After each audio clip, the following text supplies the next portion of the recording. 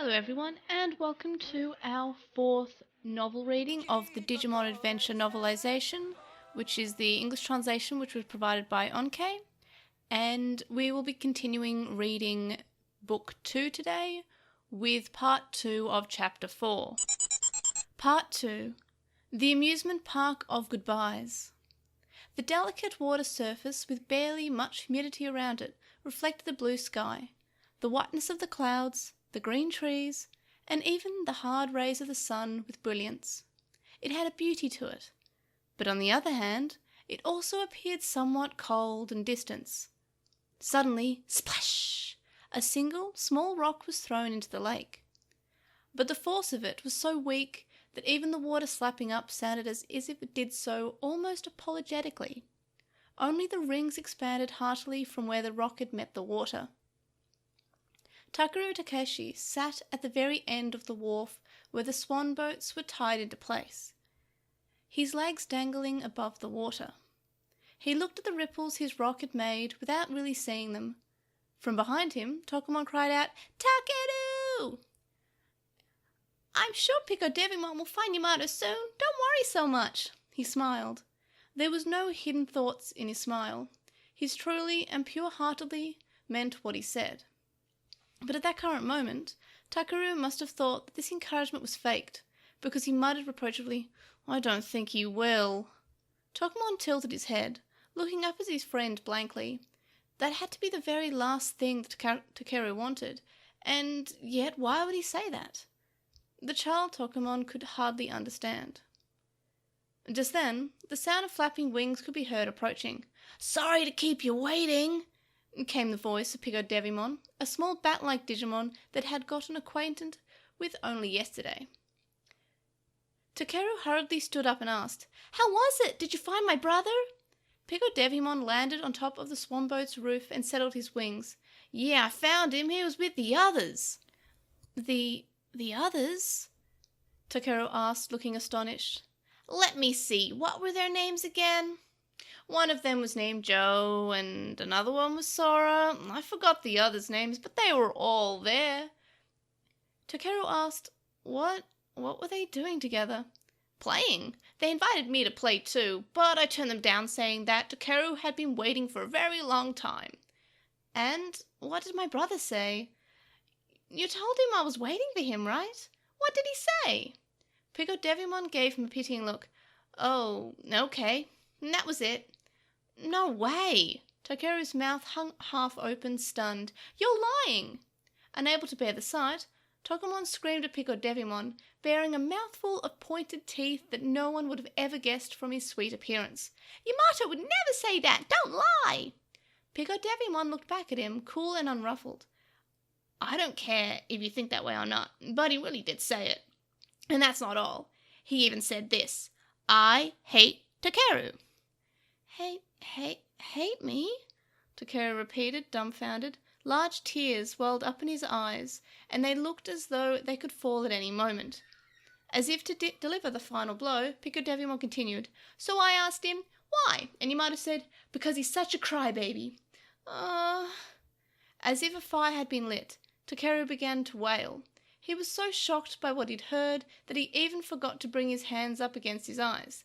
Standing there and raising his head up to the sky, he wailed until he ran out of tears. Tokumon cried up to him in distress, "Takeru! Takeru!" But Takeru didn't seem to hear him. "Takeru!" When Takeru finally responded to Tokumon's voice and turned to him, he had a faintly icy look in his eyes. Tokumon had never seen him look that way before. "Yamato would never say that!" "Oh?" Takeru said sarcastically. The edge of his mouth twisted almost into a sneer. "But it doesn't matter. I always hated my brother too." What are you talking about, Takeru?" Tokumon asked in surprise. What Takeru could only say is a lie, but why would he lie like that? And then he spotted Pico Devimon behind Takeru, holding back laughter. When he saw that Tokumon had seen him, Pico Devimon stuck his tongue out. "This is all his fault," Tokumon thought.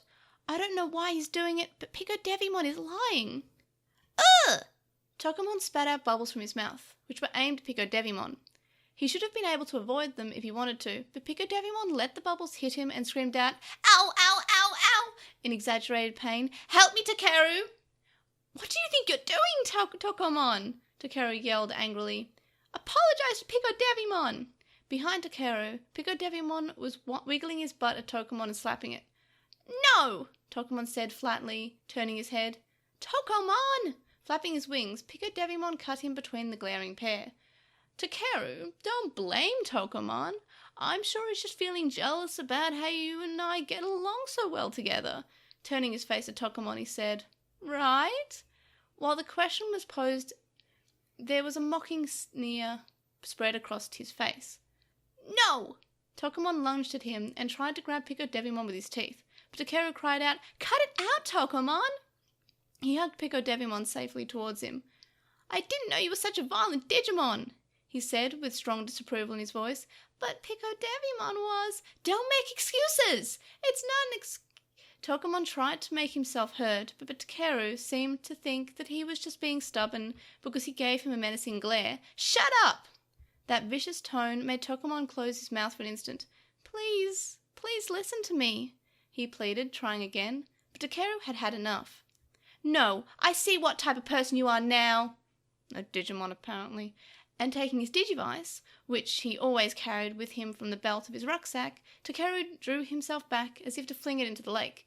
But even he seemed to think that was a harsh thing to do, because he changed direction and tossed his Digivice with an underhanded throw towards the muddy shore ahead. "Ah!" In a panic, Tokomon ran to pick it up. The Digivice had landed face up, its bottom half buried in the mud. "What are you doing?" Tokomon cried out to Takeru, his black eyes filling with tears. Takeru didn't look away from him. "If you won't apologize to Pico Devimon, then we're not friends anymore," he said flatly. "That means I don't need that anymore." His eyes had the firmness of someone intent at upholding what he truly thought was just. And turning to his right, he said to his new partner, Pico Devimon, "Let's go." "Okay, Takeru." Looking joyful, Pico Devimon settled on top of Takeru's green hat, the very seat that had once been reserved only for Tokomon. Carrying the Digivice in his mouth, Tokomon wandered aimlessly, trudging along the lake shore. How had it all come to this? He was at a complete loss on what to do. Maybe none of it would have happened if he had apologized and said, "I'm sorry," to Pico Devimon back then, even if he didn't mean it. But he hadn't been able to do that. In any event, he had to find Yamato. Even if Takeru no longer listened to him, surely he would listen to Yamato. But where did Yamato and where did Gabumon go off to? Without the faintest idea to go on, all he could do was keep walking. The inside of his head was blank from fever and his vision was blurry. Yesterday, he'd kept walking even though he had been drenched by the rain. Walking unsteadily on his feet, Tokomon collapsed without warning. He was only dimly aware of his condition. Was he awake now? Or was he dreaming? In that state, he kept repeating deliriously, "Yamato, Yamato," and that was when it happened. "You'll find Yamato-kun in a restaurant just a bit further up ahead. He's with Joe-senpai." It was a familiar voice.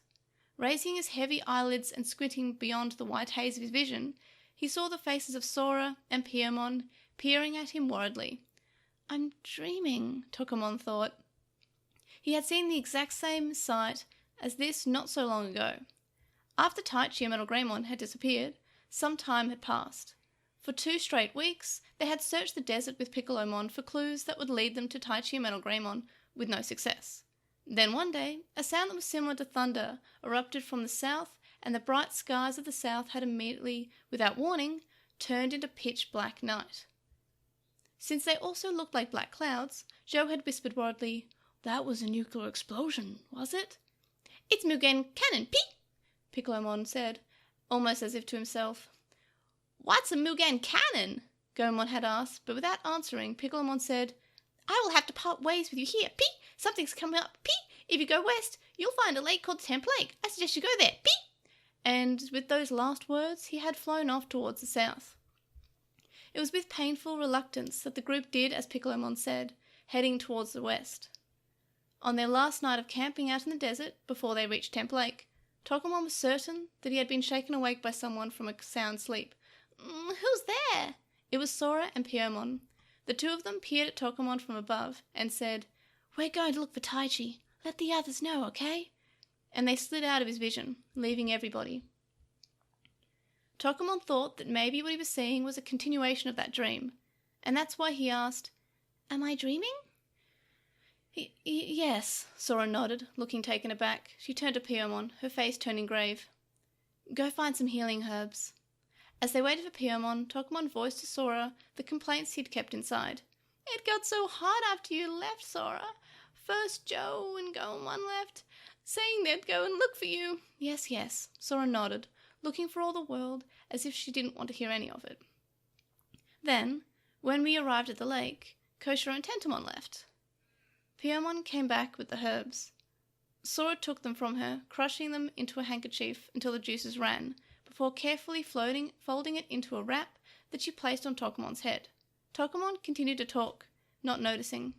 "After that, Yamato and Mimi got into a fight, and Mimi and Palmon left for who knows where, and then we came to an amusement park, and Yamato and Gabumon left on a boat saying they'd check their surroundings. Takeru and I waited for Yamato to come back, and then that Pico Devimon came." His vision blurred again, as fresh tears sprouted from his eyes, mixing with his fever.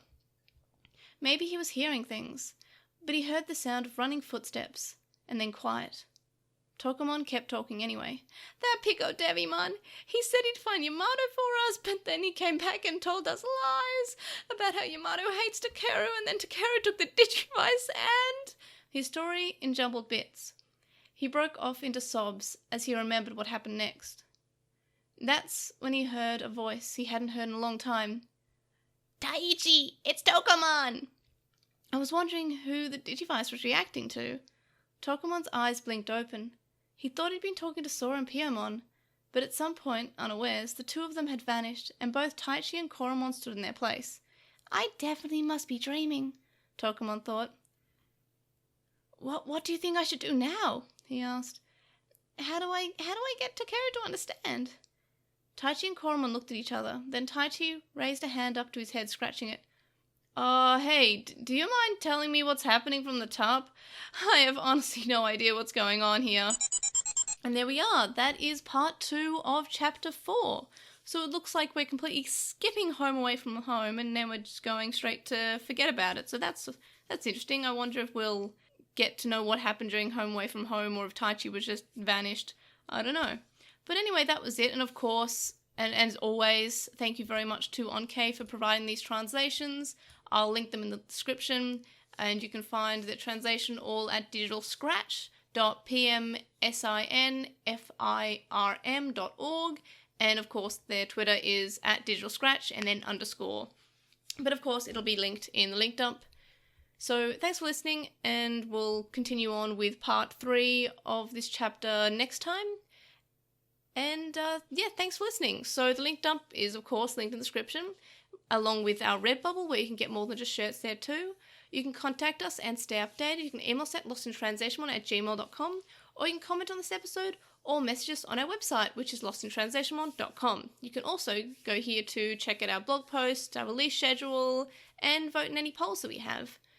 You can also follow us on social media. We're at TranslationMon on Twitter, and you can find us on LostinTranslationmon on Tumblr, Facebook, Instagram, and YouTube.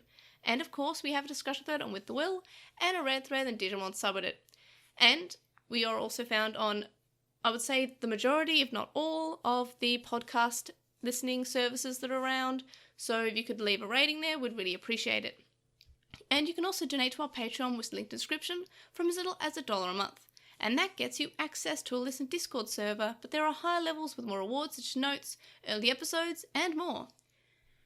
And thank you to our current supporters on Patreon: Joe, Anime Guy, who is Anime Guy, Kurosaki, then the number 1 on YouTube, Stephen Reeves, who is Wildbeast64 on Archive of Our Own, Kaidawashi, Chisai, who you can follow on Tumblr at Chisai236, Kyle, Tom, Lizmet, who is Alekmon on Tumblr, Nicholas, Metal Mamimon, Sam, Spiral, Keith from a computer podcast on the internet, and Magnus. And you can also make one-off donation on PayPal, which we found in the description. It's paypal.me/Edgemon. And I also have a Ko-fi account, which is ko-fi.com/Edra. And yes, thanks for listening. And of course, as always, thanks to Onkei for providing the translation. And I'll see you guys next time. Bye!